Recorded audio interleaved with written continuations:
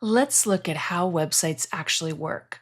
We'll start off by breaking down what actually happens when you type a website address into a browser. When you type something and press enter, a page appears. It feels instantaneous. But behind the scenes, a lot happens in just a few seconds. If you understand this flow, you'll understand why HTML exists, where your code actually lives, how browsers and servers communicate, and how websites truly work.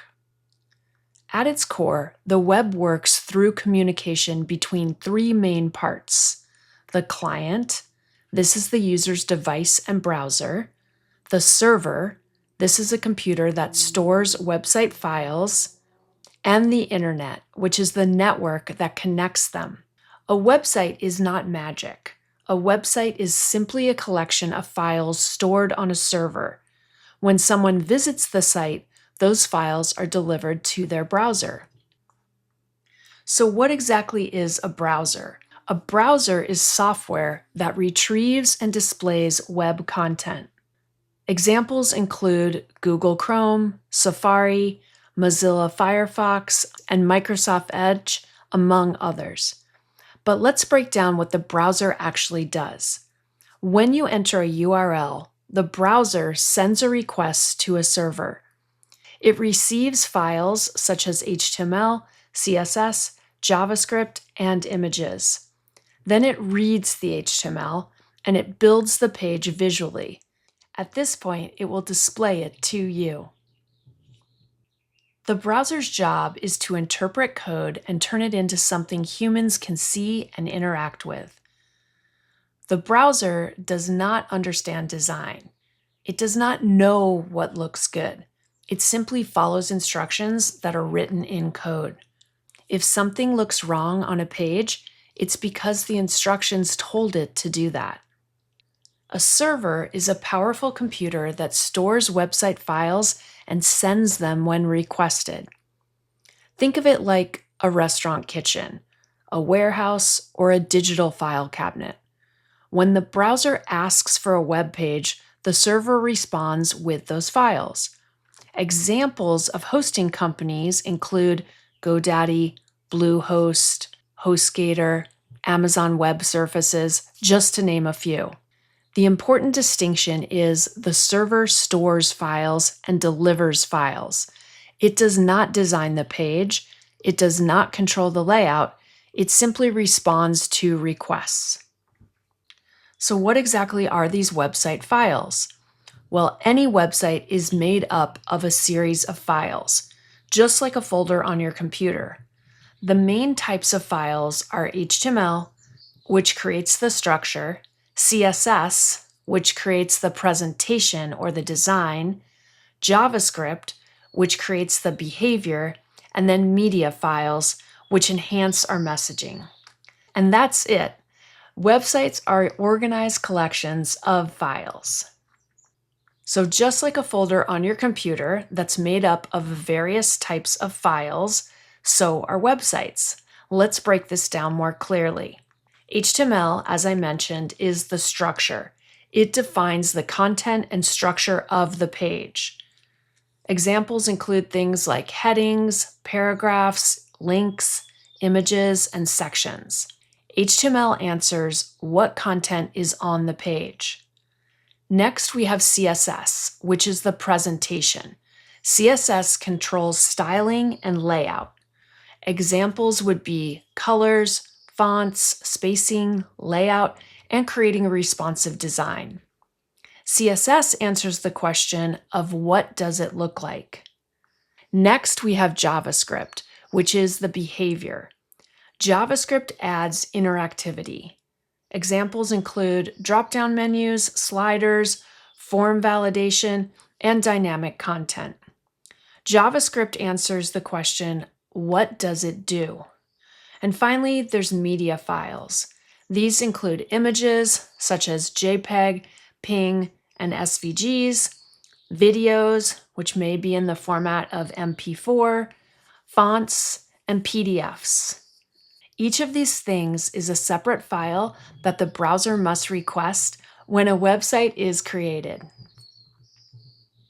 Let me walk you clearly through what happens step by step when you visit a website. Step 1 is you enter a URL. So I might type something like example.com. Step 2 is the DNS lookup. The browser is asking, what's the IP address of the domain? DNS stands for Domain Name System, and it translates example.com into a numerical server address. Every website has a numerical server address or an IP address associated with it. You can think of this like looking up a contact name so that you can find someone's phone number. Step 3 is the browser sends a request. The browser sends an HTTP request to the server, such as, please send me the homepage file. Step 4 is the server responds. The server sends back HTML files, links to CSS, links to JavaScript, and links to images. Step 5 is the browser will actually build the page. The browser reads the HTML, it requests linked files such as CSS or JavaScript. It's also going to request images, and then it's going to construct the layout based on the instructions that it's been given by the HTML-based files. At this point, it will display the web page in the browser. And all of this happens very, very quickly. You may have heard of something called HTTP or HTTPS. HTTP stands for Hypertext Transfer Protocol, and when we add the S, it's Hypertext Transfer Protocol Secure. This is a communication language between browser and server. When the communication is secure, that's when we add that S on the end, and it becomes HTTPS. This encrypts the data. The important thing to remember is that the web runs on requests and responses. No request, no website. We also have static websites and dynamic websites. A static website uses pre-built HTML files. It will show the same content to every visitor.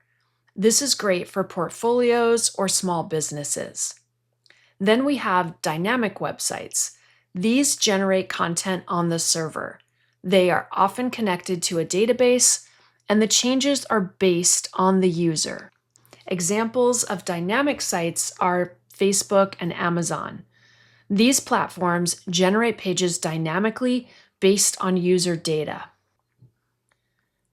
You may have heard of the terms front-end and back-end. Front-end is what the users see. This is generated via HTML, CSS, and JavaScript. All of these things run in the browser.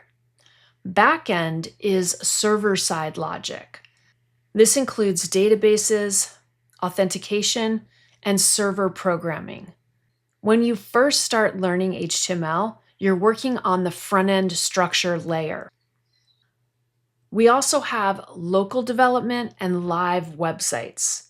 When you write code on your computer, you are using local development. All of the files are stored on your computer and they're open directly in your browser.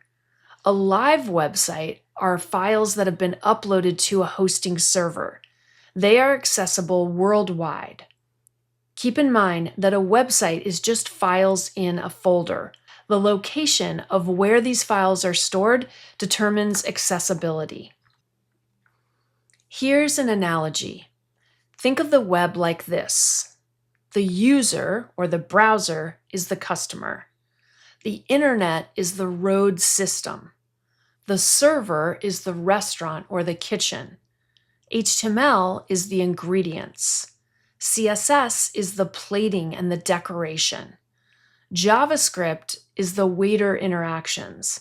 And the database is pantry storage. If a customer places an order, well, that's a request. If the kitchen sends the meal, that's a response. The presentation depends on the recipe. This is your code. So why does this matter? Well, understanding this will help you to understand why file paths matter, understand why links must be correct, why the organization of our files and folders matter, realizing that HTML is delivered as a file, recognizing that every image is a separate request, and understanding why broken links will break pages. Details matter in web development, which is why it's important to understand how everything works and to be super organized. Some core concepts that I want you to remember are that websites are made of files. Files live on servers. Browsers request and interpret those files. HTML provides structure. CSS provides presentation. JavaScript provides behavior.